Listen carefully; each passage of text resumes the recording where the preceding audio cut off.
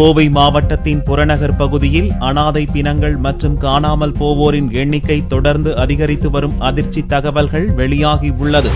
தென்னிந்தியாவின் மான்செஸ்டர் என்று வர்ணிக்கப்படும் கோவை மாவட்டம் தொழில் மற்றும் கல்வி வளர்ச்சியில் மேம்பட்ட மாவட்டமாக விளங்குகிறது. சிறு குறு தொழில் முதல் பெரிய தொழிற்சாலைகள் வரை பல்லாயிரக்கணக்கான தொழில் நிறுவனங்கள் இந்த மாவட்டத்தில் அமைந்துள்ளது.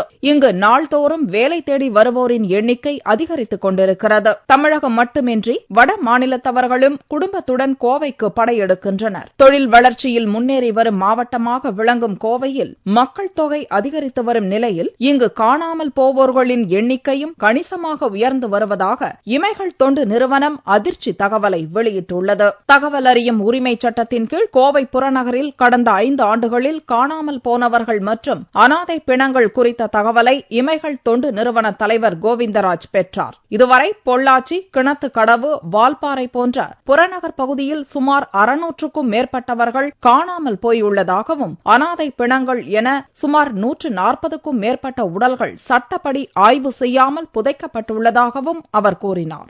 கோவை மாவட்டத்தில் பாத்தீங்கன்னா காணாம போறத எண்ணிக்கை ரொம்ப அதிகமா இருந்துட்டு இருக்கு. அது சம்பந்தம் காவல்துறை கிட்ட தகவல் கேட்டாங்கன்னா காவல்துறை தகவல் கொடுக்கறது பாத்தீங்கன்னா மேம்போக்காவும் மெத்தனமாகவும் தகவல் கொடுத்துட்டு இருக்காங்க. அது மட்டும் கிடையாது, அனாதை பிணங்கள் மிக அதிக அளவில் கோவை மாவட்டத்தில் கண்டெடுக்கப்பட்டதா தகவல் சொல்றாங்க. கடந்த 5 ஆண்டுகள்ல பாத்தீங்கன்னா காணாமல் போறவங்க எண்ணிக்கை எவ்வளவு இருக்குன்னு காவல்துறை கிட்ட கேட்கும்போது நகர மத்தியில நகர்ப்புறங்களில் காணாமல் போனவங்க தகவல் மறுக்கப்பட்டு கொடுக்காம புறநகரில் கொடுத்த தகவல் பார்த்தீங்கன்னா 632 பேர் காணாமல் போயிருக்கிறதா தகவல் சொல்லியிருக்காங்க. அதுல இதுவரைக்கும் கண்டுபிடிக்க முடியாதவங்க பார்த்தீங்கன்னா 130 பேர் இதுவரைக்கும் கண்டுபிடிக்க முடியாதவங்க இருக்காங்க. அனாதை பிணங்களா கண்டெடுக்கப்பட்டவங்க எவ்வளவு பார்த்தீங்கன்னா 146 பேர் அனாதை பிணங்களா கண்டெடுக்கப்பட்டிருக்காங்க. இது வெறும் கோவை மாவட்டத்தை புறநகர் பகுதியில் மட்டும். நகர மத்தியில் எவ்வளவு பேர் இருக்காங்கன்னு தெரியாது. இது போக கொலை செய்யப்பட்டு புதைக்கப்பட்டு இல்லைன்னா அந்த பிணங்களை மறைக்கப்பட்டு இன்னும் எவ்வளவு பேர் இருக்கும் அப்படிங்கிறது மிகப்பெரிய அதிர்ச்சி தகவலாகவும் மனிதத்தன்மையற்ற மனித உரிமை மீறலான செயலாகவும் இருந்துட்டு இருக்கு. காணாமல் போவோர் மற்றும் அனாதை பிணங்கள் பட்டியலில் பெண்கள் மற்றும் குழந்தைகளும் இடம்பெற்றிருப்பதால் அவர்கள் கடத்தப்பட்டிருக்கலாம் என்றும் கோவிந்தராஜ் சந்தேகம் தெரிவித்தார். குறிப்பாக காணாமல் போனவர்கள் அனைவரும் தமிழகத்தைச் சேர்ந்தவர்கள் என்ற அதிர்ச்சி தகவலையும் அவர் வெளியிட்டுள்ளார். ஒவ்வொரு மனிதனுமே நிச்சயமா ஒரு சமுதாயத்திலிருந்து தான் வந்திருக்கணும், ஒரு குடும்பத்திலிருந்து தான் வந்திருக்கணும். உலகத்துல கடைசி மனிதன் இருக்கும் வரைக்கும் யாருமே அனாதைங்கிறது இல்லை. ஆனா அனாதை பிணங்களா பாத்தீங்கன்னா கோவை மாவட்டத்துல மட்டுமே பாத்தீங்கன்னா ஒரு 147 பிணங்கள் அடக்கம் செஞ்சுட்டு இருக்காங்க அப்படிங்கிறது அது புறநகர் பகுதியில பேர் அதிர்ச்சிக்கு உள்ளாக்கி இருக்கு. இது நகர்ப்புறங்களையும் எடுத்தா இன்னும் எண்ணிக்கைக்கு அதிகமா கூடி வரும். இது போக அந்த அனாதை பிணங்கள்ல பாத்தீங்கன்னா இளம் பெண்கள் குழந்தைகளும் இருந்துட்டு இருக்காங்க. அப்ப அந்த பெண்கள் இளம் பெண்கள் குழந்தைகள் எதற்காக கடத்தப்பட்டார்கள், கொலை செய்யப்பட்டார்களா அப்படிங்கறத கேள்விக்குறியா இருக்கு. இது தொடர்பாக பொதுமக்கள் காவல்துறை கிட்ட போய் தன்னுடைய குடும்பத்தில் ஒரு நபரை காணோம் அப்படின்னு புகார் கொடுக்கும் போது அவங்களை அலகழிக்கப்படுகிறாங்க.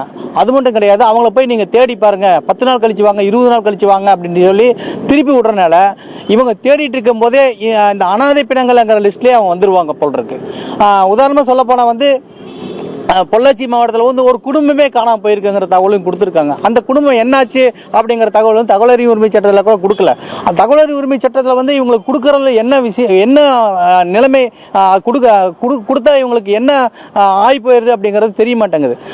ஒருவேளை காவல்துறையில நம்ம போய் கேட்டோம்னா ஆள் பற்றாக்குறை, வேலை செய்ய முடியல அப்படின்னு சொல்றாங்க. ஆனால் ஒரு மனித உயிர் அப்படிங்கிறது மிக விலை மதிக்க முடியாத உயிர். அந்த உயிர் காணாம போச்சு அப்படிங்கிற போய் ஒரு குடும்பத்தில் இருக்கிற அப்பாவோ அம்மாவோ போய் புகார் கூறும்போது மேம்போக்காக நீங்க போய் தேடி பாருங்கிறக்குள்ள அந்த மகன் எங்க அடிபட்டு இறந்திருக்கணும், அந்த அனாதை பிணங்களா புதைக்கப்பட்டவனோ அப்படிங்கிற நிலைமை வந்திருக்கு. அது கோவை மாவட்டத்தை பொறுத்த வரைக்கும் இவ்வளவு அனாதை பிணங்களும் காணாம போறவங்க இருந்தாங்கன்னா தமிழ்நாடு முழுக்கும் எடுத்து பார்த்தோம்னா பல ஆயிரக்கணக்கான பேர் வந்துருவாங்க. இது சாதாரணமான விஷயம் கிடையாது, மிகப்பெரிய மனித உரிமை மீறல். கோவை மாவட்டத்திலே இவ்வளவு பேர் அனாதை பிணங்களா அடக்கம் செஞ்சுட்டு இருப்பாங்கிறது பெரும் வேதனைப்பட வேண்டிய விஷயமாகவும் வெக்கப்பட வேண்டிய விஷயமா இருக்கு.